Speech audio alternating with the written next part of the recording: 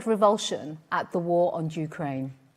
And the United Kingdom is working with like-minded countries in response to sanctions on Russia, the likes of which have never been seen before. Putin's cronies have hidden dirty money in our country. Well, we don't want it here. I have fast-tracked the economic crime bill, which received royal assent in the very early hours of Tuesday morning. And the bill gives us greater powers and more information to identify and investigate the illicit wealth of Russian criminals, their allies and their proxies. A new property register will deter those seeking to buy UK property with illicit funds and dirty money. And the Treasury will have the powers to act when financial sanctions are breached. More than 1,000 individuals and entities have already been sanctioned. Their combined wealth is more than £100 billion. And we're not stopping there. We will introduce a second economic crime bill in the next session of Parliament, and it will bring the greatest changes to the companies register in 150 years. We will bring forward reforms to prevent the abuse of limited partnerships, new powers to seize crypto assets from criminals, and measures to give businesses more confidence to share information on suspected money laundering. No criminal or kleptocrat will be able to hide behind a UK shell company ever again.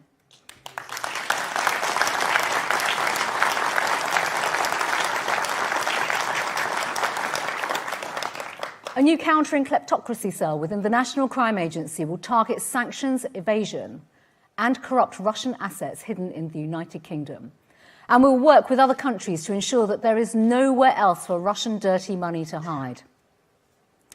Now, throughout my time in government, I have seen the saddest plight faced by many people around the world, displaced by conflict and the horrors of war.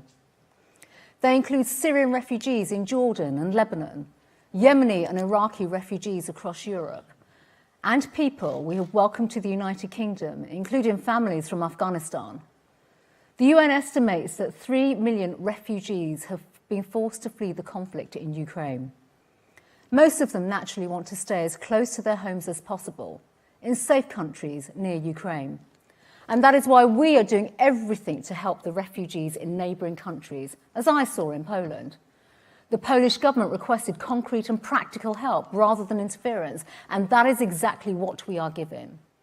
And we are working with the Ukrainian community in the United Kingdom so that they can make contact with their loved ones, so that we can help safely bring them to the United Kingdom. But in the meantime, we will do everything to welcome Ukrainians here. It is not just a moral imperative. There is an enormous enthusiasm throughout our great country for extending a hand of hospitality and friendship. Britain is a country that always does right by those in need.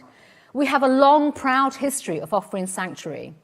And that is why I launched the Ukrainian Family Scheme for Ukrainians with family ties to British nationals and people settled here in the UK. I'd already announced the extension of leave for Ukrainian nationals already here before Putin's invasion. And now those joining us through the family scheme will be granted the right to stay in the UK for 3 years, during which time they can work and they have access to public services. We want them to thrive here, just like the people we have welcomed from Syria, Hong Kong and Afghanistan. And in order to ensure that they do, we will make sure they have every means to do so. And it's not just Ukrainians with pre-existing links to the UK who are welcome. Those with no family ties can come here through our Homes for Ukraine scheme. Individuals, charities, community groups and businesses in the UK can apply to sponsor Ukrainians and bring them here safely. But above all, it is the generosity of the British people that is at the core of our country's response to this crisis. And we've seen hundreds of thousands of people offer up rooms in their homes, funding appeals which have soared. And behind every figure lies the story of a person or a family who can look forward to a better future because of the generosity of the British people, and we celebrate that.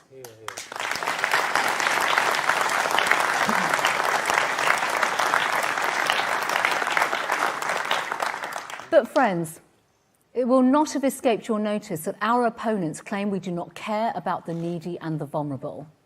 It is the opposite of the truth. Since 2015, we have resettled almost 25,000 men, women and children seeking refuge from cruel circumstances across the world, more than any European country. As Home Secretary, I have given support to British national overseas status holders and their family members threatened by draconian security laws in Hong Kong, creating a pathway to citizenship for over 5 million people, with already 97,000 visas having been granted.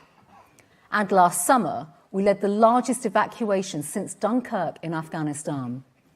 Under Conservative leadership, the United Kingdom has and will always provide sanctuary when the lights are being switched off on people's liberties. This government has focused on a post-Brexit immigration system that is open to the world and is fair, where we welcome the best and the brightest through a points-based system, the brilliant, dedicated doctors and nurses now able to come and use our fast-track visas to work in the NHS, and the brightest and the best scientists and academics who now benefit from the global talent route straight to the UK. This is our new plan for immigration in practice. Cracking down on the people smugglers means that we will have the capacity to help those genuinely fleeing fear of their lives. Safe and legal routes, like the ones for Ukrainians displaced by Putin's war, are preferable to the dangerous journeys across the channel organised by criminal gangs. And we have added measures to the National Anti-Borders Bill, introducing new visa penalty provisions for countries that pose a risk to international peace and our security.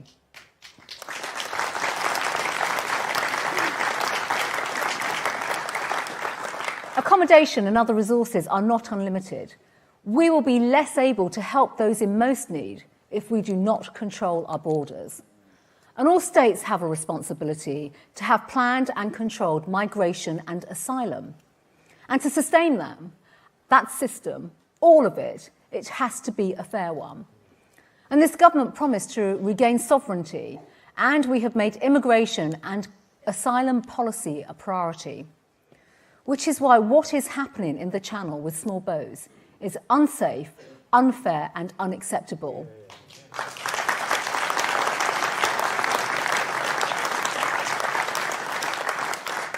The cause of this relentless flow of migrants landing on our shores are the vile people smugglers, characterised by ruthlessness and greed. Now, I know you feel angry and frustrated about this. I do too.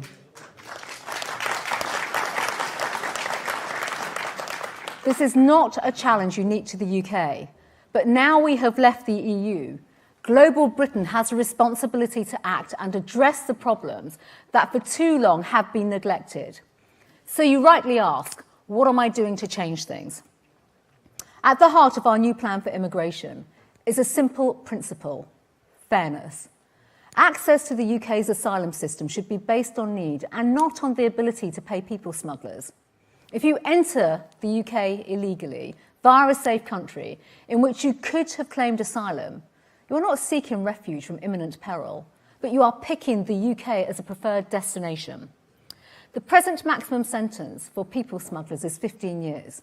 We are changing that through our bill to make it life. The use of hotels.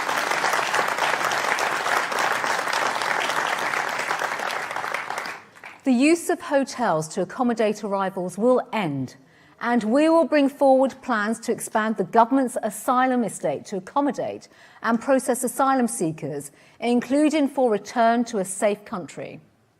For the first time, whether you enter the UK legally or illegally will impact on how your asylum claim progresses and on your status in the UK if your claim is successful. We will also introduce robust approaches to age assessments against adults claiming to be children. And it's through these and many other measures,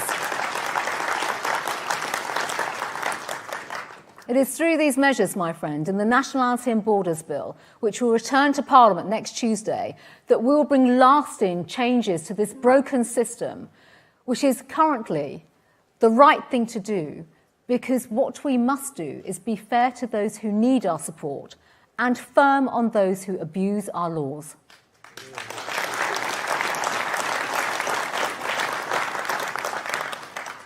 The Home Secretary's primary responsibility is the security of our nation. Now, some of you may have heard or noticed the calls for me to suspend national security processes on people have grown louder in recent weeks. But there are very good reasons as to why Ukrainian refugees must come here safely and legally. I've been asked, why couldn't we suspend security checks on people escaping Putin's war? Times of conflict, my friends, emphasise our need to remain watchful. Now, I know from the briefings I receive from the intelligence and security services that instability around the world brings with it greater threats. I sign daily warrants from our security and intelligence agencies relating to extreme danger this country faces from all kinds of terrorism, serious organised crime and state threats. Only 4 years ago, the Russian military intelligence services used a chemical weapon on British soil. It happened in Salisbury, a beautiful city whose inhabitants would have felt completely safe. Dawn Sturgis could never have imagined that she would lose her life to Novichok. The truth is that a very small number of people can wreak utter havoc. And Russia has a history of covert, hostile activity. And I'm afraid it is naive and misguided to think that only men can be covert operatives, or that refugee flows would not be subject to some form of exploitation. There are those who would come to our country, to this country, who would mean us harm and who plot to strike at our very way of life. The processes that we have put in place closely follow the advice of our intelligence and security services. They mean we can help Ukrainians in need without making our country less safe. State threats and terrorism take many forms. They also thrive on indifference and on appeasement. And now we are seeing them supplemented by new types of targeted biological, chemical, cyber warfare, ransomware, and online threats. Our duty is to safeguard our country's interests, and we will never take our eye off the ball when it comes to the safety and security of our country.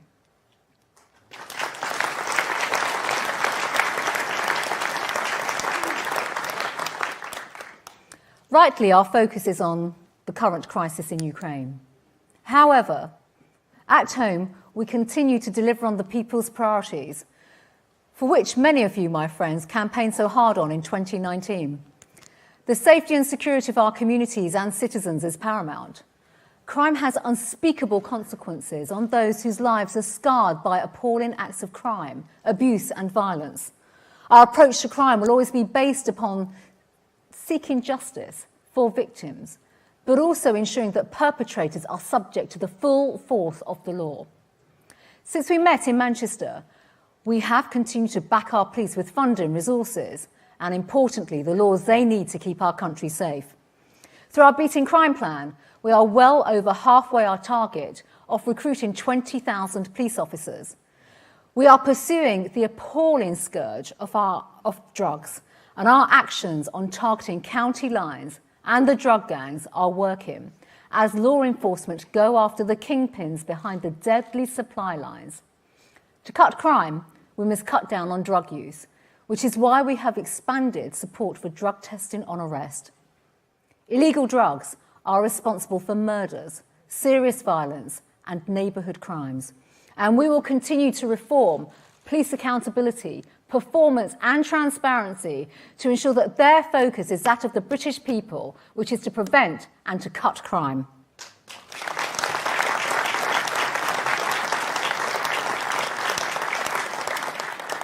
And our approach, my friends, is working.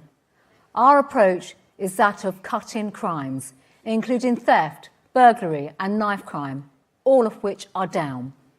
I will continue to be relentless in the pursuit of criminals to ensure that everyone, every community can be safe and that our streets and neighbourhood are free of crime.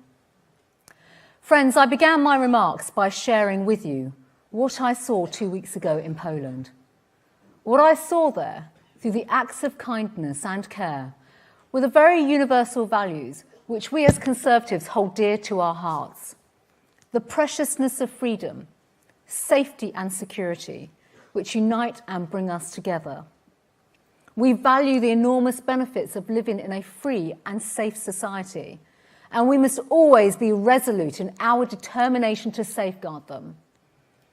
What is happening in Ukraine is the saddest reminder of the depths to which humanity can sink to strike out those values. Our duty is to safeguard our country's interests and to be reliable and supportive to our friends who share our values. It is right that we do everything that we can to help Ukraine in this hour of need.